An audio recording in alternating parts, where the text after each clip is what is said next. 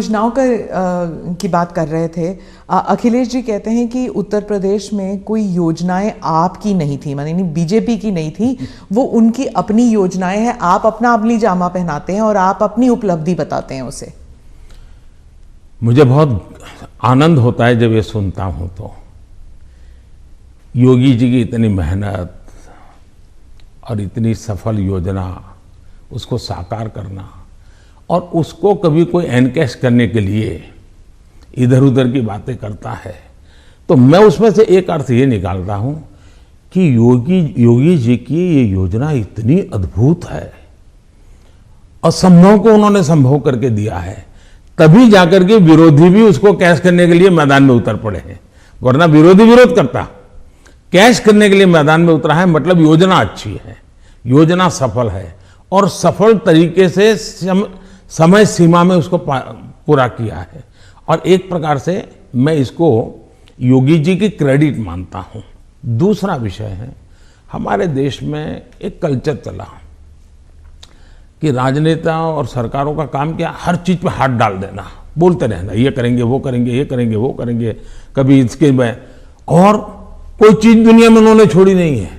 कोई नेता मिल जाएगा वो कहेगा हम चंद्र पर मानवी भेजने वाले हैं। कोई नेता मिल जाएगा उसने कभी कहा होगा कि हम चंद्र पर व्यवस्थाएं खड़ी करने वाले हैं, और 100 साल के बाद भी, 50 साल बाद, 30 साल भी कोई कर देगा तो वो कहेंगे हाँ देखो हमने उस समय कहा था। तो ऐसे लोग तो बहुत मिल जाएंगे।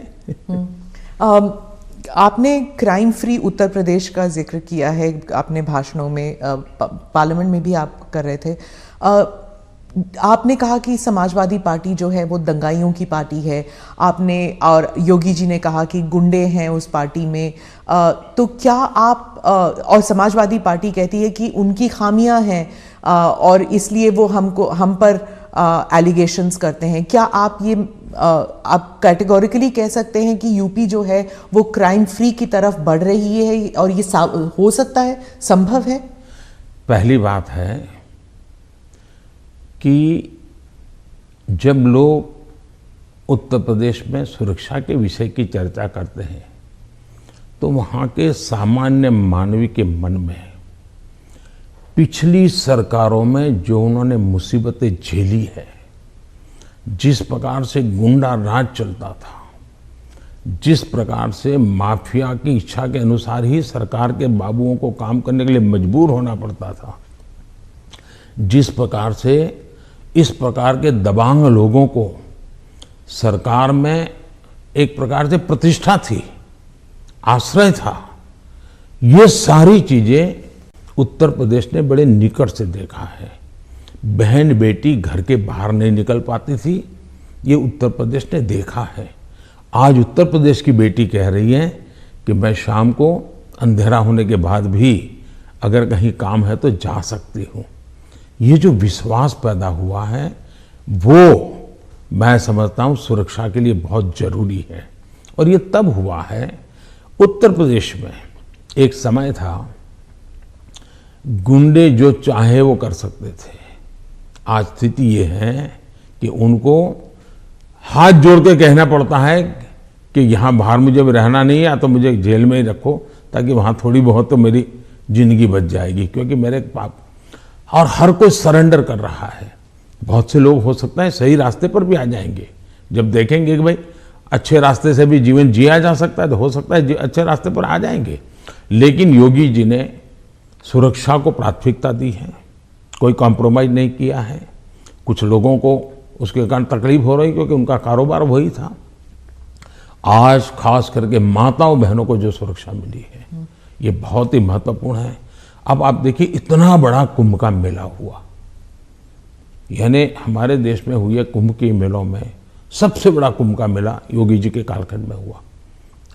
करोड़ों की तादाद में लोग आए, कोई कानून व्यवस्था की समस्या नहीं हुई, कहीं चोरी की भी खबरें नहीं आई, जेब कतरे की खबर नहीं आई। ये किसी भी समाज को संतोष देने वाला विषय है, ये गौरव करने वाला विषय है। और हिंदुस्तान में अगर सुरक्षा को प्राथमिकता दी जाए तो बुरा क्या है? नहीं, बुरा नहीं। जैसे सुरक्षा की बात चल रही है तो वो कहते हैं कि वहां पर एक जुडिशियल प्रोसेस नहीं है, ठोकों की राजनीति चलती है। अगर योगी सरकार ने डिसाइड कर लिया कि फला जो है वो गुंडा है या उसका कारोबार जो है उसमें कोई डाउट है तो उसको जेल में डाल दो, मतलब एक जुडिशियल प्रोसेस नहीं है, वो कहते हैं। देखिए, हिंदुस्तान की जुडिशरी वाइब्रेंट है, हिंदुस्तान की जुडिशरी बहुत ही सक्रिय है और कभी कभी तो प्रोएक्टिव है। अगर ऐसा कुछ भी हुआ होता तो हिंदुस्तान की जुडिशरी ने जरूर कदम उठाए होते, और पीआईएल करने वालों की कमी नहीं है हमारे देश में। ऐसी बहुत बड़ी जमात है जिनकी रोजी रोटी पीआईएल पर है, तो वो तो तुरंत पहुंच जाते हैं, लेकिन ऐसा कुछ नहीं हो रहा है। मतलब वो न्यायिक प्रक्रिया के आधार पर काम करते हैं। पर जैसे जैसे लखीमपुर खेरी का इंसिडेंट हुआ था और वो टेनी अभी भी जो हैं वो he still an important person BJP के लिए, तो ऐसे कई इंसिडेंट्स हैं उसको लेकर जो वहाँ पर जो समाजवादी पार्टी है it has been successful in saying कि अगर कोई बीजेपी के साथ है तो वह वाइट वॉश हो जाते हैं उनके सारे क्राइम्स। मैं यही तो कह रहा हूँ कि सुप्रीम कोर्ट जो कमेटी बनाना चाहती थी, राज्य सरकार ने सहमति दी। सुप्रीम कोर्ट जिस जज के नेतृत्व में तपास करना चाहती थी, राज्य सरकार ने सहमति दी। राज्य सरकार ट्रांसपेरेंसी से काम कर रही है, तभी तो सुप्रीम कोर्ट की इच्छा के अनुसार सारे निर्णय करती है। आप डबल इंजन सरकार के बारे में काफ़ी बारी कह चुके हैं अपने स्पीचेस में। डबल इंजन सरकार से आप विश्वास जगाना चाहते हैं इलेक्टोरेट में कि विकास जल्दी हो जाएगा अगर दोनों तरफ, मतलब सेंटर में भी और स्टेट में भी बीजेपी की सरकार रहेगी। लेकिन कुछ लोग समझते हैं कि इससे एक धमकी की तरफ देखते हैं कि अगर डबल इंजन सरकार नहीं है तो विकास में गतिरोध आ सकता है, वह विकास मतलब गाड़ी आगे नहीं चलेगी अगर ये डबल इंजन सरकार नहीं होगी तो। देखिए, परिवार में भी माँ बाप हमेशा सभी भाइयों बहनों को कहते हैं कि देखो भाई, हम सब मिलकर के इस दिशा में जाएं तो सब अच्छा होगा, और सब उसी दिशा में प्रयास करते हैं। कोई एक दूसरे के विपरीत नहीं करता है। इतना बड़ा देश है, अगर हम एक दूसरे से विपरीत करेंगे तो हमारे संसाधनों नष्ट हो जाएंगे, हमारे देश की भलाई करने की गति रुक जाएगी।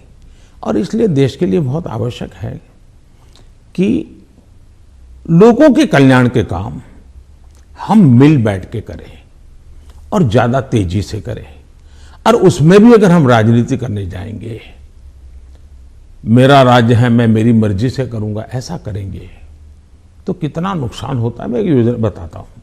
अब जैसे आयुष्मान भारत योजना, आयुष्मान भारत योजना गरीब जो बीमारी में है उसको 5 लाख रुपए तक बीमारी में स्वस्थ होने के लिए सहायता करता है। भारत सरकार करती है, पैसे भारत सरकार दे रही है।